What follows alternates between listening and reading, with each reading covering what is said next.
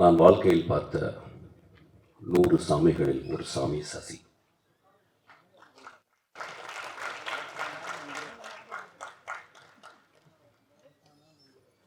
சினிமாவில் சாமிகள் கிடையாது, ரொம்ப கம்மி. ஒரு 10 பேர் தருவாங்களான்னு டவுட்டு.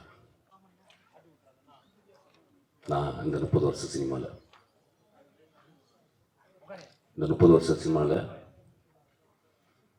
நான் ஒரு மாதத்துக்கு ஒரு தடவை எனக்கு ஃபோன் பண்ணுறேன், என்னை பார்க்குற, என்னை நேசிக்கிற, என்னை கட்டி தழுவுகிற, நான் இல்லாத இடத்தில் என்னை பற்றி அன்பாக பேசுகிற, உயர்வாக பேசுகிற ஒரே சாமி என் சசி சாமி.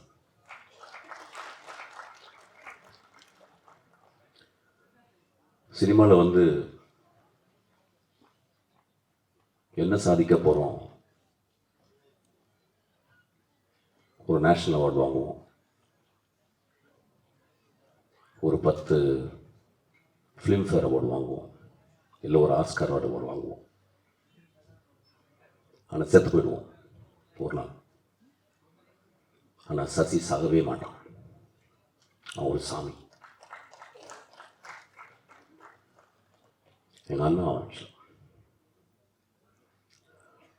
திடீர்னு எனக்கு ஃபோன் பண்ணி சொல்லுவான், டேய் ஒரு அழகான சூரியன் அப்படியே ஒரு ஈவினிங் அப்படியே அஸ்தமிச்சிட்டா நான் பார்த்தேன்.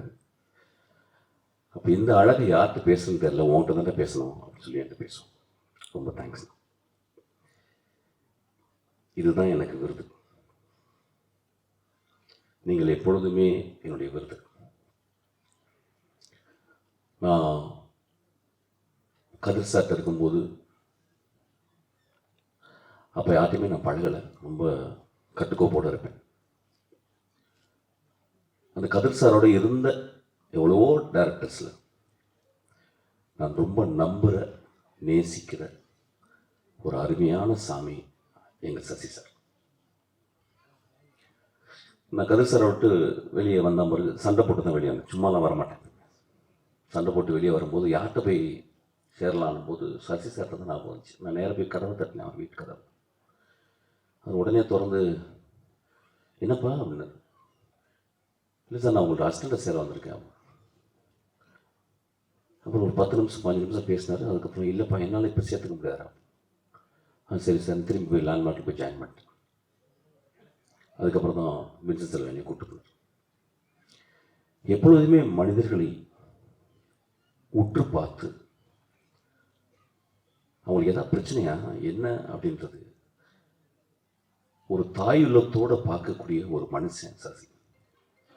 நான் மனிதர்கள்ட்ட, அதாவது ஆம்பளைங்கள்ட்ட ரொம்ப அதிசயப்படுற விஷயம் என்னன்னா, அந்த ஆம்பளைங்கள்ட்ட இருக்கிற பெண்மைத்தன்மை. சமூகம் ஆம்பளைங்களாவே பார்க்குது, பெண்களை பெண்களாகவே பார்க்குது. ஆனால் இவங்க சொல்கிறாரு, there are anima and animals. Anima and animals 2 இருக்குது பாடியில். அப்போ அந்த அனிமா, அந்த பெண் தன்மை யாருக்கெல்லாம் அதிகமாக இருக்கும் அவங்கெல்லாம் மிகச்சிறந்த மனிதர்களாக இருப்பாங்க. இளையராஜா பார்த்தீங்கன்னா ரொம்ப பெண் தன்மை இருக்கும், ரகுமான்கிட்ட பார்த்தீங்கன்னா ரொம்ப பெண் தன்மை இருக்கும். அதனால தான் மிகச்சிறந்த படைப்பாளிகளாக இருக்காங்க. நிஜ வாழ்க்கையில் அந்த ஆணுக்குள்ளே இருக்க பெண் தன்மை, அந்த அரவணைப்பு, அந்த பாசம், அந்த அந்த பரிதாபம், அந்த பரிதவிப்பு எவன்ட்டு இருக்கோ அவன் ஒரு எக்ஸ்ட்ரானரி ஹியூமன் பீயிங்காக இருக்கான். அப்படியாப்பட்ட எக்ஸ்ட்ரானரி ஹியூமன் பீயிங் தான் சசி. என்னைய ரொம்ப சொல்லுவாங்க, ரொம்ப மொரட்டு பையா இருப்பாங்க. இப்படின்னா அழுதுருவேன். ஆக்சுவலாக கிட்டத்தட்ட நான் அந்த ஒரு நிலைமையிலேருந்து நான் போய் பேசுகிறேன். என் சசி இந்த கதையை எழுதி முடித்த பிறகு எனக்கு ஒரு ஃபோன் பண்ணுறார். எங்கப்பா இருக்க அப்படின்றார். ஆஃபீஸில் இருக்கேண்ணா. எனக்காக ஒரு 2 மணி நேரம் ஆஃபீஸ் விட்டு வெளியே போவியான்னு கேட்டார். போகிறேண்ணா. இல்லை உன் அசிஸ்டன்ஸ் வந்து கதை சொல்லணும் அப்படின்னார். நண்பர்களே, 2026 30 வருஷம் இருந்த ஒரு டைரக்டர் இன்னொரு டைரக்டருடைய அசிஸ்டன்ட் டைரக்டர் நம்பி கதை சொல்ல வரேன்னா அவன் சசி தாங்க வருவான். நான் 2 மணி நேரம் வெளியேற்றேன். என்னுடைய 3 அசிஸ்டண்ட்டை வந்து சசி ஒரு குழந்தை போல உட்கார்ந்து அவன் அப்போ 2 வருஷம் தான் ஒர்க் பண்ணியிருக்கேன் என்கிட்ட. ஒரு படம் தான் ஒர்க் பண்ணியிருக்காங்க ஆக்சுவலாக. ஏன்னா என் படம் வந்து 6 வருஷம் ஆச்சு, 2 படம் என்னாச்சுன்னே தெரியல. அந்த அசிஸ்டன்ட் டைரக்டரை மதித்து, ஏன்னா 2-3 தடவை மீட் பண்ணியிருக்கிற போல் அவங்க பேசுகிறாங்க, அவங்க படிக்கிறத பார்க்குறாங்க, அவங்க என் கூட விவாதம் பண்ணுறத பார்க்குறாங்க. சசியோடைய அசிஸ்டன்ஸ் மாதிரி இல்லை என் அசிஸ்டன்ஸ் கத்தி எடுத்து கழுத்தில் வைப்பான். சசியோடைய அசிஸ்டன்ட் மயிலருக்க தொட்டு எண்ணெயை தொட்டு தடவுவான். என் அசிஸ்டன்ஸ் கத்தி எடுத்து வைப்பான், கன் எடுத்து வைப்பான். ஏன்னா முதல் நாள் வந்தவொடனே அதுதான் பழக்குவேன். கன் எடுத்து இங்கே வைக்கணும்டா, கத்தி எடுத்து பின்னாடி வைக்கணும் தான் சொல்லுவேன். You have to be ruthless to me அப்படின்னு. ஏன்னா சினிமாவில் இருந்தால் you have to be ruthless. Cinema கொன்றும் உங்களை. ஸோ அந்த மாதிரி மனிதர்களை பார்த்துட்டு, அந்த மாதிரி அந்த 2 அசிஸ்டன்ட், ஒரு பெண்ணு, என் மகள் ஒருத்திருக்கா நிவேதா, அப்புறம் வெங்கட்னு ஒருத்தருக்கான், அப்புறம் இன்னொரு பையன் அவங்க கூட ரங்கநாதன், 3 பேர் வந்து கதை சொல்கிறாங்க. Imagine this process, the process. Who are they? They are fucking nothing actually. They are nothing. ஆனால் எங்கேருந்து இந்த மனிதனுக்கு இந்த தோணுது அப்படின்னா, மனித வாழ்க்கையை சசி பார்த்துக்கிட்டே இருக்கான். அந்த இலக்கிய மனத்தில் அந்த பெண் தன்மை அதிகமாக குடிகொண்ட அந்த மனிதன் அப்படி யோசிக்கிறான், சே இந்த பசங்களுக்கு சொல்லலாம்ல, இந்த பசங்க எனக்கு எப்படி நடந்துக்கிட்டாங்க, மிஷின் அவங்களை எப்படி வளர்க்குறாங்கல்ல அப்படின்னு போய் சொல்கிறோம். பெரிய விவாதம் நடக்குது, பெரும் விவாதம். சொல்கிறாரு. அப்புறம் நான் உள்ளே வந்தேன்னா அப்போ என்கிட்ட ஒரு 2 நிமிஷம் 10 நிமிஷம் கதை சொல்ல நினைக்கிறேன்.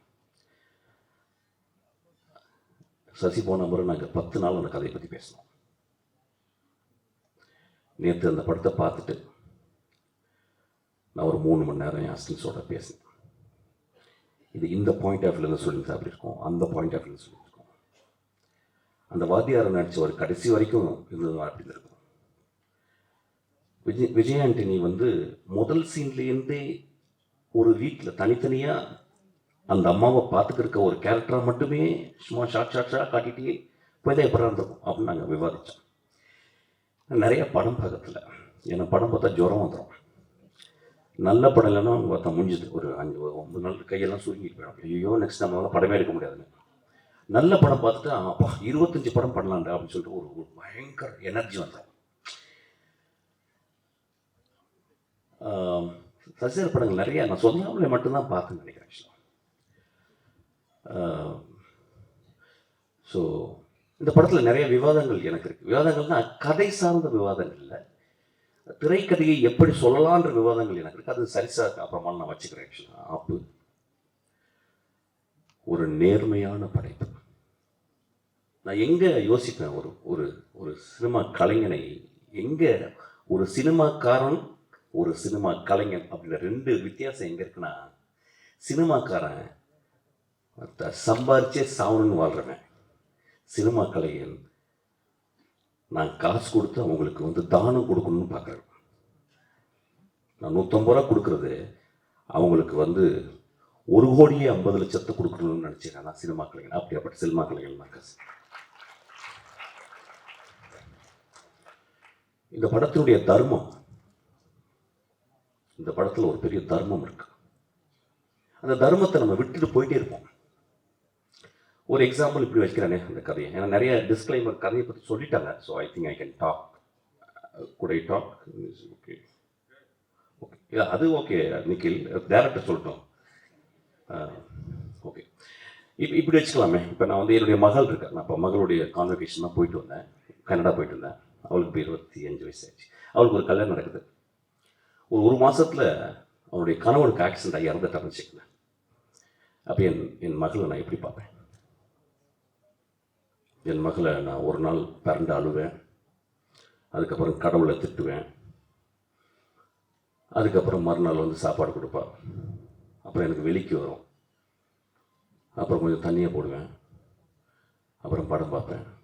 என் மகளை நான் மறந்துடுவேனா, மறக்கணுமா அப்படின்ற கேள்வியை தான் அந்த படம் கேட்குது.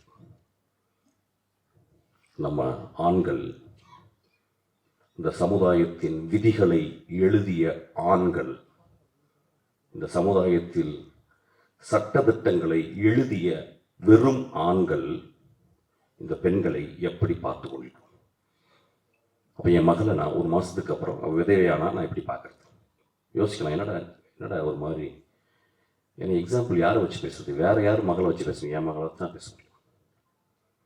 அப்போ தான் புரியும். அப்போ நம்ம வீட்டு பக்கத்தில், நம்ம தெருவில் அத்தனை பெண்கள், கணவனை இழந்த பெண்கள், கல்யாணமாகாத பெண்கள், கல்யாணமாகி வரதட்சணை கொடுமையாக வீட்டில் விரட்டி அடிக்கப்பட்ட பெண்கள், இந்த பெண்ணுக்கு குழந்தையே பிறக்காது அவ மூலின்னு சொல்லி அனுப்பப்பட்ட பெண்கள், இப்படி ஒவ்வொரு தெருக்களிலும் ஒரு இறக்காமல் புதைக்கப்பட்ட பெண்கள் வாழ்ந்து கொண்டே இருக்கிறார்கள். அப்படியாப்பட்ட ஒரு பொண்ணை தான் சசி படம் எடுத்திருக்கான். இந்த கதையை சொல்லும்போது வெகு சில டைரக்டர் தான் இங்க கதையை தியானிக்கிறாங்க. நான் அசிஸ்டன்ட் டைரக்டர் சொன்னே, கதையை அசிஸ்டன்ட் டைரக்டர் வரும்போதே மொத்தம் 6 கதை வச்சிருப்பாங்க.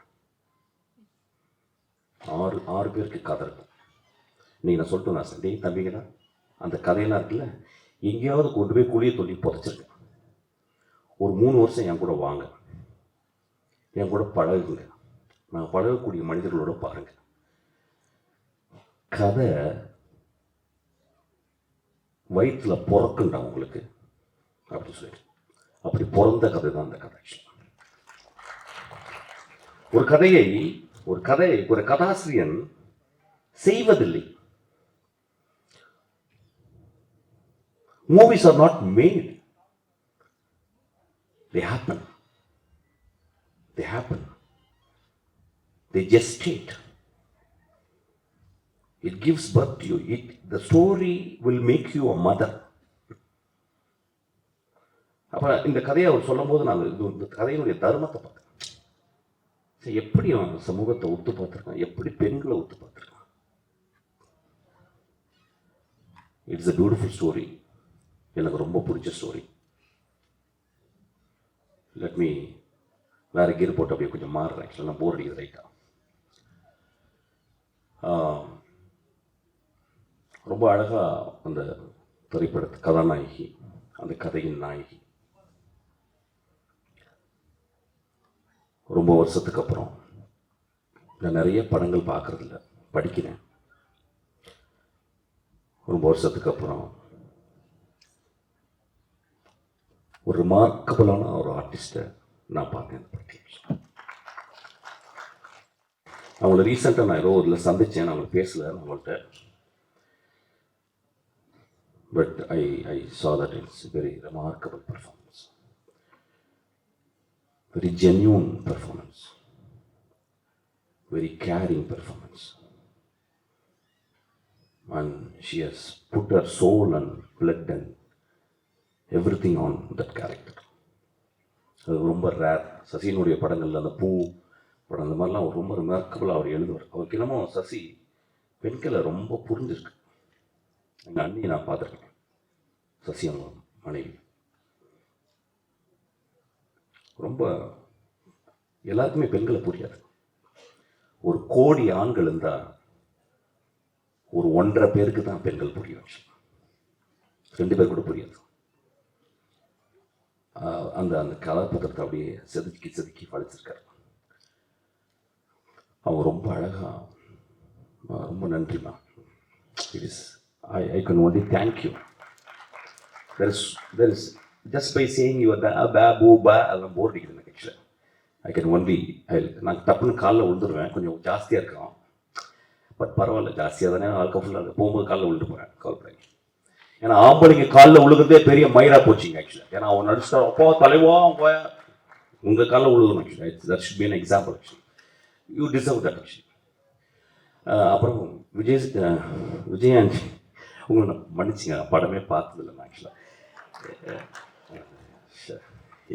நான் என்னாச்சுன்னா, நான் வந்து பிச்சைக்காரன் படம் வந்து ஒரு ஊர்லேருந்து வரேன், மசனவெளியிலேருந்து வரும்போது கரெக்டாக அந்த அடையாரில் வரும்போது ஃபோன் பண்ணேன். ஆனால் என்னென்ன அவங்க படம் பயங்கரமாக ஓடி. ஏன்னா சசி படங்கள் எப்படின்னா சசி மாதிரி தான் ஓடும். ஒரு 50 நாள் 60 நாள் நல்ல படம் மெதுவாக தான் பார்ப்பாங்க. அப்படிலாம் போய் பார்க்க மாட்டாங்க. அப்படி மெதுவாக டிக்கிள்னும் அந்த அது மாதிரி தண்ணி அது மாதிரி. அப்போ நான் சொன்னா பெரிய hit. I was so happy. சசிக்காக ஒரு சென்சேஷனல் ஹிட் அப்படின்னோடனே ரொம்ப சந்தோஷமாச்சு. தான் ஐ கால்ட் இட். ஆனால் சசி நான் பயங்கரமாக ஓடுனேன். எல்லாம் சரி, நீ பார்த்துறாத, அவ்வளோ நல்ல படம் இல்லை அப்படின்னாரு. See the truth. Please give an applause to you. See the truth. So truthful. அவர் தெரியும் நான் பார்த்துருந்தேன். என்னன்னா மயிறு மாதிரி படம் எடுத்திருக்கேன். நீ வந்து இது சரி ஓடிச்சா? ஏன்னா ஓடினா பண்ணாவே எனக்கு டவுட். எனக்கு ஓடுற படம் எடுத்துட்டாவே எனக்கு டவுட்டு. தனஞ்சன் யோசிக்கிறாரு இங்கேருந்து. ஓடுற படம் எடுத்தாவே ஏதோ ப்ராப்ளம் இருக்குன்னு அர்த்தம். கொஞ்சம் மெதுவாக தான் ஓடணும். ஃபர்ஸ்ட் கியர் போடணும், கொஞ்சம் ஸ்லோவாக ஓடணும், செகண்ட் கியர் போட்டு தேர்ட் கியரில் ஓடணும். ஏன்னா because if an audience understands something, there is a flaw in that movie. Because it's not making them to think, making them to reflect. அப்போ சொன்னார், டேய் ஓகே பண்ணுறது, நீவே பார்த்து எதாவது இடக்க முடியாது திட்ட போகிறடா அப்படின்னு. Such good heart. ஸோ அந்த படமும் பார்க்கல சார். சார்லாம் சொல்ல மாட்டேன், தம்பி தான் சொல்லுவேன். ஒரு நடிகன் ஒரு நல்ல கதாபாத்திரத்தில் வந்து அமரும்போது தன்னை புரிந்து கொள்கிறான். இந்த படத்தை நீங்கள் உங்களை புரிஞ்சிருப்பீங்க.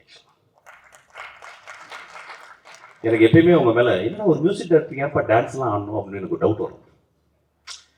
அப்புறம் சரி, ஆனால் நீங்கள் ஒரு எக்ஸ்ட்ரானரி ஒரு வில் பவரோட நான் நடிக்கணும் அப்படின்னு வந்தீங்கன்னா எனக்கு ரொம்ப ஆச்சரியமாக இருக்கும்.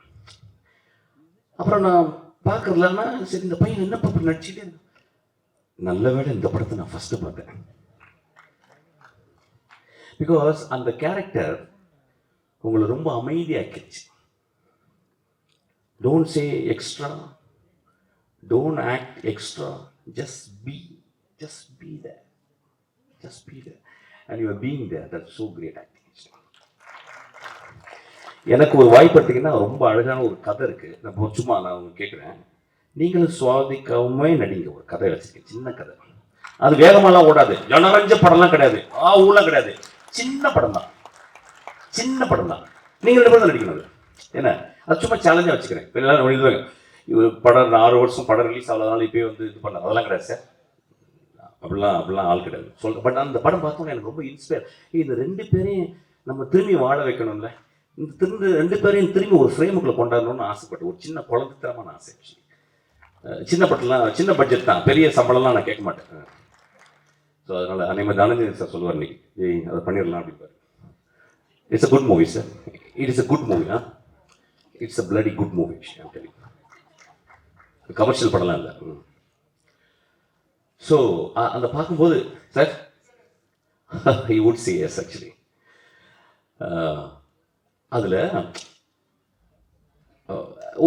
எனக்கு ஒரு சந்தேகம், இந்த பையன் எப்படி, நான் யூஸ்வலாக எப்படின்னா படம் பார்க்கறதோட ஃபோட்டோகிராஃப்ஸை ரொம்ப ஸ்டடி பண்ணுவேன். ஃபோட்டோகிராஃப்ஸை ஸ்டடி பண்ணும்போது அப்புறம் 2-3 தடவை பார்த்துருக்கேன். வாங்கும்போது இவர் எவ்வளோ எக்ஸ்பிரசிவாக இருப்பார் அப்படின்னு சொல்லி. I think this man's biggest strength is not to express actually. There are actors, they don't express. Brando will express. Mifune will express. There are very few people. Choi Min-sik வந்து he will never express. எப்பயாவது திடீர்னு ஒரு dynamic மாதிரி வெடிப்பார். So எனக்கு அந்த படம் ரொம்ப பிடிக்கும். உங்கள் ட்ரெஸ்ஸு பர்டிகுலராக. அப்போ எனக்கு ரொம்ப பிடிச்ச ஷாட்டு, உங்கள் அம்மாவை நீங்கள் வந்து குளிப்பாட்டும் போது அம்மா அவனுடைய முதுகு அப்படியே வச்சுருந்தாரு. Sasi, one of the remarkable shot in Indian cinema. One of the remarkable shot. I won't say shot. One of the remarkable image. I would call it image. Beautiful image. அந்த ஒரு ஷாட்டுக்காக நீங்கள் 200 ரூபா 300 ரூபா கூட கொடுத்துடலாம். ஒரு மகனுக்கு சொல்லிக் கொடுக்கும் ஒரு தாய் எத்தனை வாட்டி நம்மளை குளிப்பாட்டியிருப்பா,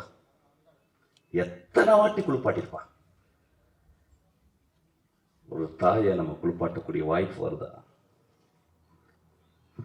வருமாயா நம்மளுக்கு? அப்போ யாராவது ஒரு நர்ஸை போட்டு மனைவி குளிப்பாட்டுவாளா? நம்ம மனைவி ரொம்ப ரேரஸ்ட் ஹேப்பனிங் தான். ஒரு தாயை மகன் திரும்பி குளிப்பாட்டுதல். அவன் படம் குளிப்பாட்ட வச்சிருக்கேன்.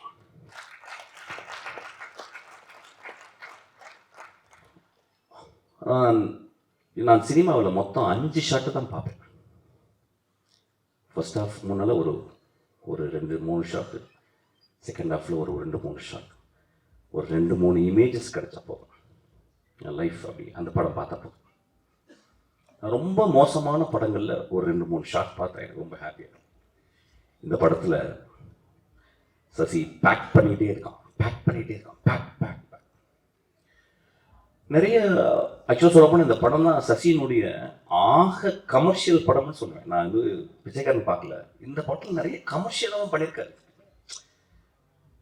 So it's a beautiful movie. நேற்றுலேருந்து அண்ணா வந்து நீ படம் பார்க்கணுன்றான்னு என்னை கேட்டுகிட்டே இருந்தார். நான் இந்த நேரத்தும் வந்தவுடனே அப்பா தவறிட்டார். எங்கள் கலை உலக தந்தை. அதை முடிச்சுட்டு அதுக்கப்புறம் நான் சசி அண்ணாவுடைய படத்தை பார்த்தேன். It's a beautiful film. பாருங்கள், இட்ஸ் எ ஒர்த்தி ஃபிலிம். ஒரு படம் ஒரு 150 ரூபா கொடுத்துட்டு சும்மா 2 hours அப்படி காரில் வந்து தியேட்டருக்குள்ள வந்து போகிறது இல்லைங்க. ஒரு படம் காரில் வந்து இறங்கி ஒரு இருட்டு தியேட்டரில் வந்து உட்காந்து வாழ்நாள் முழுதும் நாம் செய்த தியாகத்தையும், வாழ்நாள் முழுதும் நாம் செய்த துரோகத்தையும், வாழ்நாள் முழுதும் நாம் செய்த தர்மத்தையும் யோசிக்க வைக்கிற இடம் தான் தியேட்டர். ஆக்சுவலி இந்த படம் பாருங்கள். உங்களுக்குள்ள இருக்க பெண்மை, உங்களுக்குள்ள இருக்க தாய் அன்பு, உங்களுக்குள்ள இருக்க எல்லா பெஸ்ட்டு திங்கையும் இந்த படம் போக் பண்ணி சொல்லிக் கொடுங்க. டேய், உனக்குள்ள இவ்வளோ பெஸ்ட் இருக்குடா, நீ இவ்வளோ நல்லவன்டா சொல்லும். ஒரு நல்ல படம் சொல்லுது. இந்த படம் சொல்லியிருக்கு. நன்றி.